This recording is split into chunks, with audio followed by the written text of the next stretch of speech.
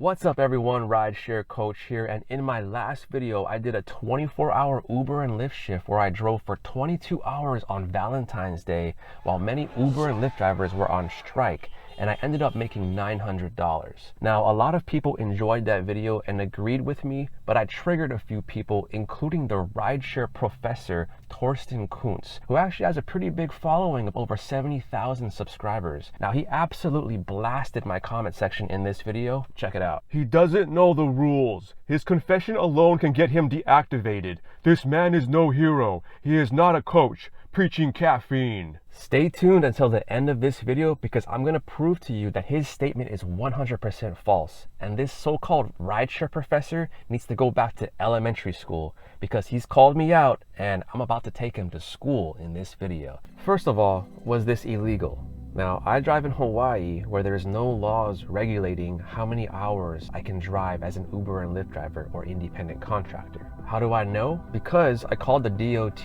the Department of Transportation in Hawaii, and I called the Department of Labor and Industrial Relations in Hawaii, and I asked them to double check. They both said there's no limit to how much an Uber or Lyft driver can drive in one day, therefore it's impossible to break any rules or laws by driving too much. For example, if a police officer pulls you over for a broken taillight and asks you how long you've been driving, and you reply that you haven't slept for 3 days and have been driving for 3 days straight, he can't go ahead and write you a ticket for driving too much. Now, this doesn't mean that all drivers in Hawaii have no driving time limits. For example, a bus driver is required to own a CDL, a commercial driver's license, and they can only drive for 16 hours in one day.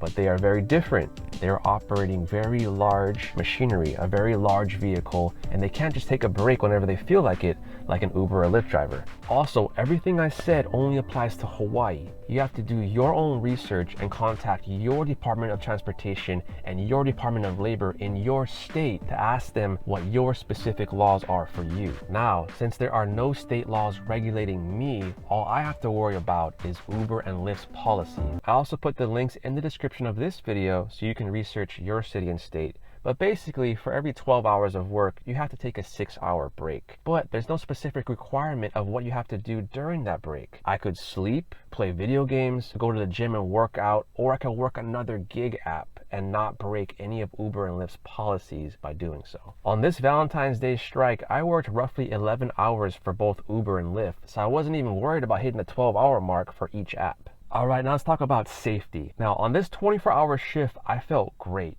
Okay, I felt better on this shift than some of my past 2 to 3 hour short shifts where I had either poor sleep the night before or I just had a bad day in general. If you do not feel good, then stop driving. Like in this shift, if I had ever at any time felt unsafe for myself or my passengers, I would have just stopped driving, took a nap in my car, and then when I felt safe enough to drive home, I would have drove home. Look, this was a 24-hour Uber and Lyft shift, right? But I took a 2-hour nap in my car. So that's about 22 hours of actual work, but actual driving time was more like 20 hours because you have to account for 2 hours or so of multiple things. I took many 7-Eleven breaks to get those drinks and snacks. In between trips, sometimes I'll walk around my car and I carry the perfect push-ups in my trunk and I'll bust those out and I'll do this whenever I have a chance. You know, I do these kind of things to keep myself mentally stable and physically fit every single shift. So I had 4 caffeinated beverages on this shift. I had 1 Celsius energy drink, 1 Zoa energy drink, 1 regular cup of coffee, and a Steez antioxidant green tea. Now, I know energy drinks are controversial,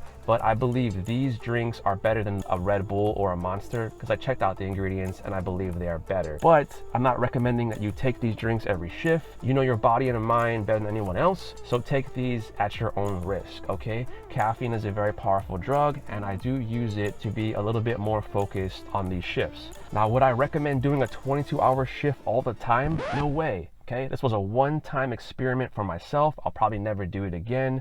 I consider a long shift to be anything over 8 hours. And if you do a shift like this, make sure you have good sleep the night before. And typically for general work and general health reasons, I like to keep my shifts 8 to 12 hours long max. And I think you should do the same thing as well. Now, to close this video out, let's take a look at the Rideshare Professor's comment again. Now, as you can see, I definitely know the rules. My confession alone can't get me deactivated because I've done nothing to go against Uber or Lyft's policies or Hawaii state driving laws. I would be conceited to call myself a hero, but I believe that all rideshare drivers to a certain degree are heroes. Even you, Torsten Kuntz, if you're watching. Because look, a lot of my rides are people that are too tired or too drunk to drive themselves home. All rideshare drivers to a certain capacity are preventing traffic accidents, DUIs, and traffic fatalities in general. And I'll definitely claim to be the rideshare coach because that's simply who I am. And I'm not preaching caffeine. I just made it very clear that I used it as a tool for my work to make me a little sharper out there on the road. Now, if you want to watch the original video where I made the $900 in one day and I talked about why you shouldn't go on strike, and it's the video that got the Rideshare Professor's panties all in a bunch, click right here.